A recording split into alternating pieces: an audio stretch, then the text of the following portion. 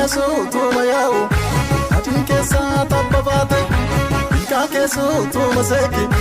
Nadin kesa dankalate Ilorika namuri Ijessa shole jala Simamilo naimi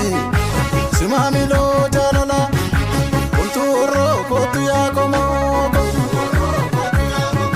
Shakar galta madadalanta Hawashingu turiki chara samale Anesini sushanta mamba samale Tami mali burre chala samale Kuntun tala sifudena damagala